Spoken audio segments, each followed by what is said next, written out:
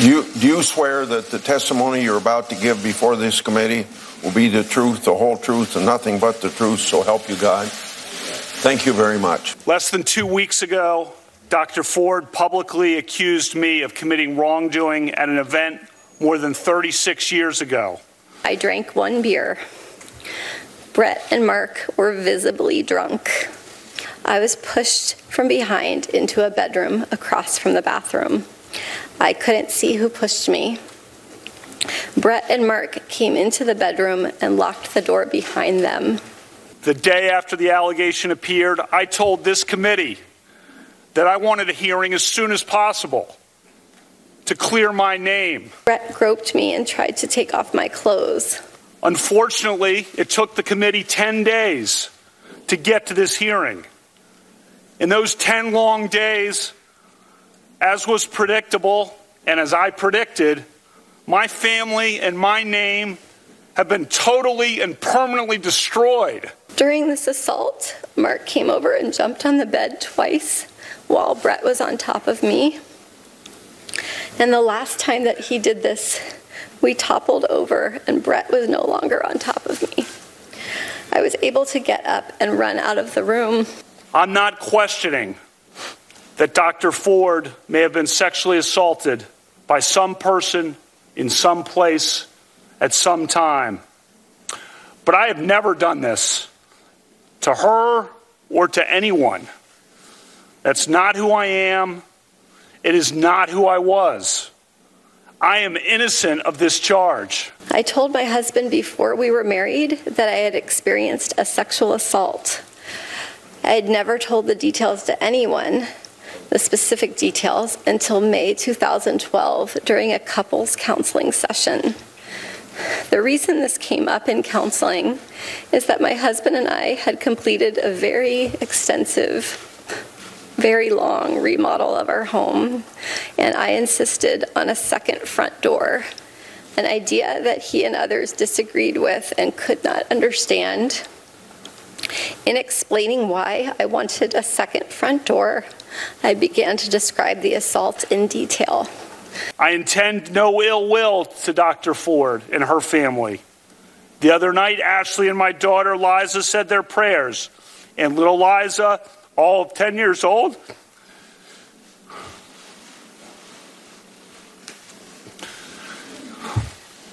said to Ashley, we should pray for the woman.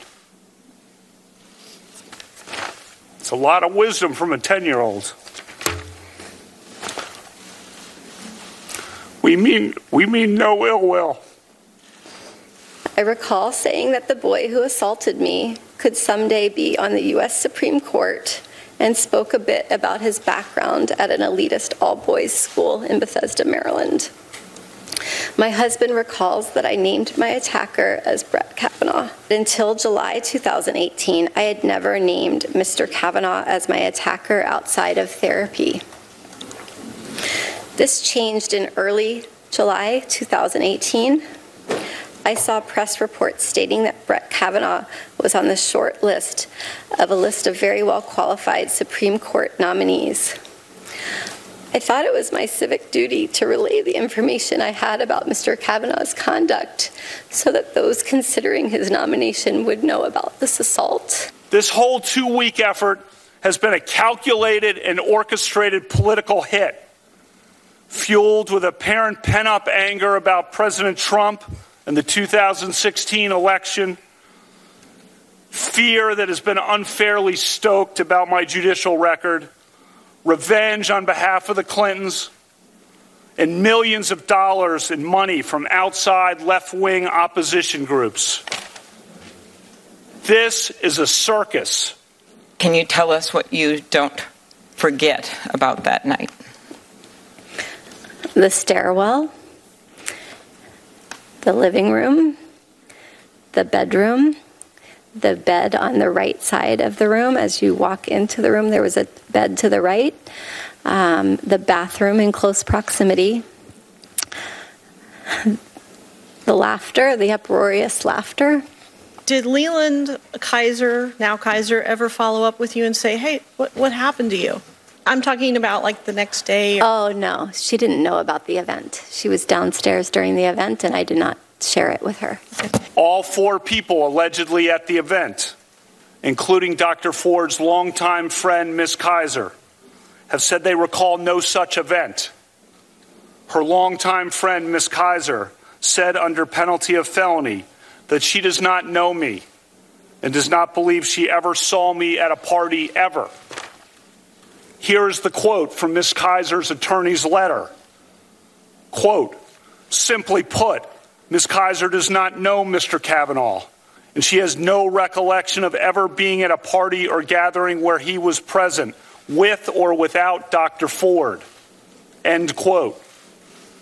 Think about that fact. Are you aware that the 3 people at the party besides yourself and Brett Kavanaugh have given statements under penalty of felony to the committee? Yes. And are you aware of what those statements say? Yes. Are you aware that they say that they have no memory or knowledge of such a party? Yes. Do you have any particular motives to ascribe to Leland? I guess we could take those one at a time. Leland has significant health challenges, and I'm happy that she's focusing on herself and getting the health treatment that she needs. And she let me know that she needed her lawyer to take care of this for her, and she texted me right afterward with an apology and good wishes and etc. So I'm glad that she's taking care of herself. It's been reported by the press that you would not submit to an interview with the committee because of your fear of flying. Is that true?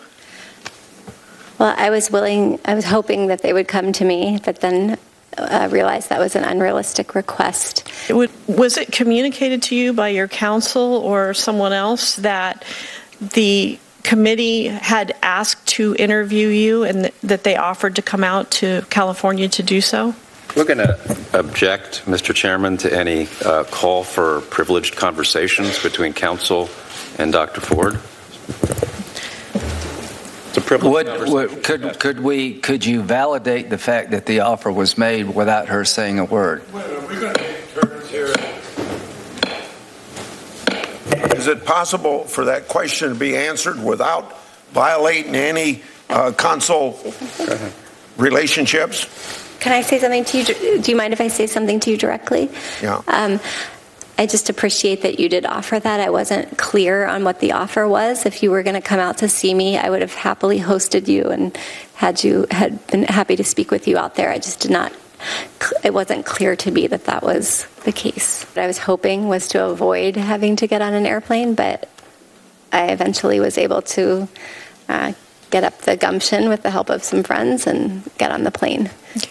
When you were here in the mid-Atlantic area back in August, end of July, August, how did you get here? Also by airplane. I come here once a year during the summer to visit my family. Okay. I'm sorry, not here. I go to Delaware. Okay. In fact, you fly fairly frequently for your hobbies, and you've had to fly for your work. Is that true? Correct. Hawaii, Costa Rica, South Pacific Islands, and French Polynesia. Have you been all to those places? Correct. By airplane? Yes. And your interests also include oceanography, Hawaiian and Tahitian culture. Did you travel by air as a part of those interests? Correct. Okay. Are you aware that at 9:23 on the night of July the 9th, the day you were nominated to the Supreme Court by President Trump, Senator Schumer said, 23 minutes after your nomination, "I will oppose Judge Kavanaugh's nomination with everything I have. I have a bipartisan, and I hope a bipartisan majority will do the same. The stakes are simply too high for anything less." Well, if you weren't aware of it, you are now. Did you meet with Senator Dianne Feinstein on August 20th? I did meet with Senator Feinstein. Did you know that her staff had already recommended a lawyer to Dr. Ford?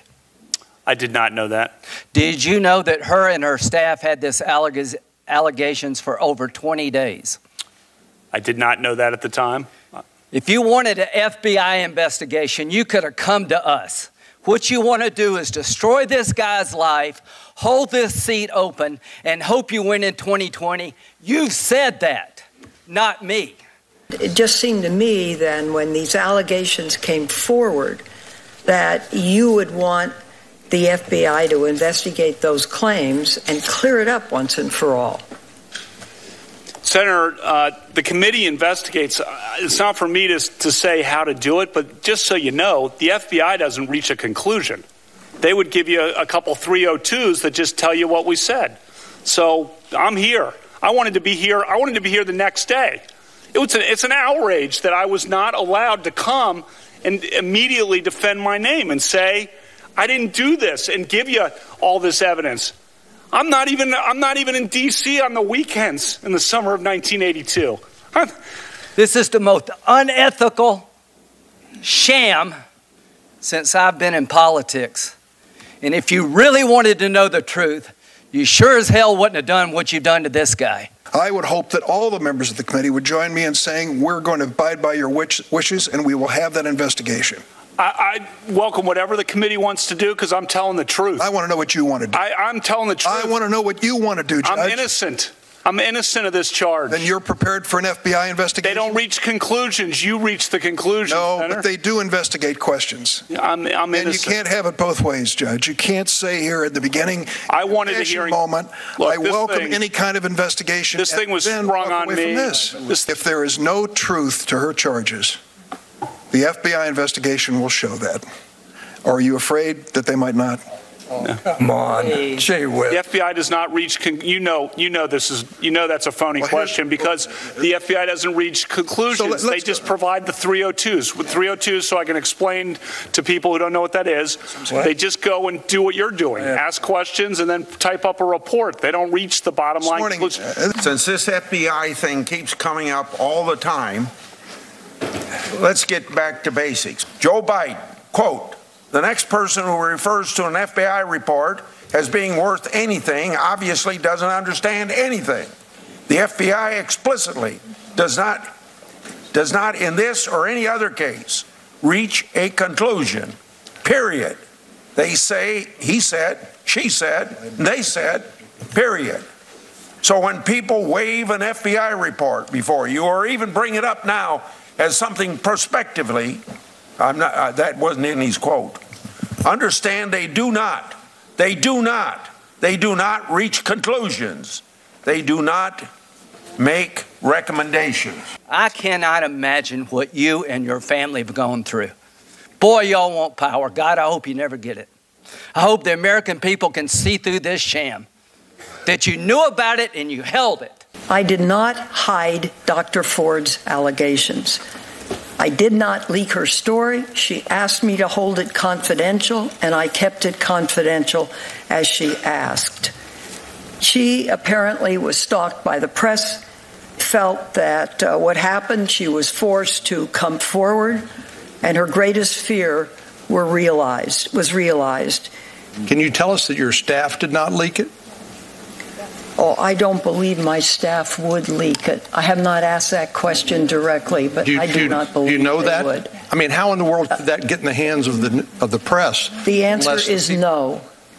The staff said they did not. Have you asked your staff or other staff members on the Judiciary Committee? Pardon me? Well, Jennifer reminds me I've asked her before about it, and that's true. Well, somebody leaked it if it wasn't you. Well, it was, I'm telling you, it was not, I did not. I mean, I was asked to keep it confidential. You had no intention of protecting Dr. Ford. None. She's as much of a victim as you are. God, I hate to say it because these have been my friends. But let me tell you, when it comes to this, you're looking for a fair process.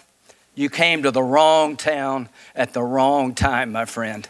And what you're saying, if I understand it, is that the allegations by Dr. Ford, Ms. Ramirez, and Ms. Swetnick are wrong. Yeah, that is emphatically what I'm saying. Emphatically. The Swetnick thing is a joke. That is a farce. Would you like to say more about it? No. Okay. That's it. Thank you, Mr. Chairman. Ms. Mitchell. Dr. Ford has described you as being intoxicated at a party. Did you consume alcohol during your high school years? Yes, we drank beer. My friends and I, the boys and girls, yes, we drank beer. I liked beer, still like beer. We drank beer. The drinking age, as I noted, was 18, so the seniors were legal. Senior year in high school, people were legal to drink. And we drank beer. And I said sometimes probably had too many beers, and sometimes other people had too many beers. We drank beer. We liked beer.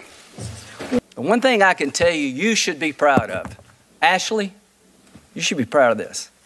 That you raised a daughter who had the good character to pray for Dr. Ford. To my Republican colleagues, if you vote no, you're legitimizing the most despicable thing I have seen in my time in politics. You want this seat? I hope you never get it.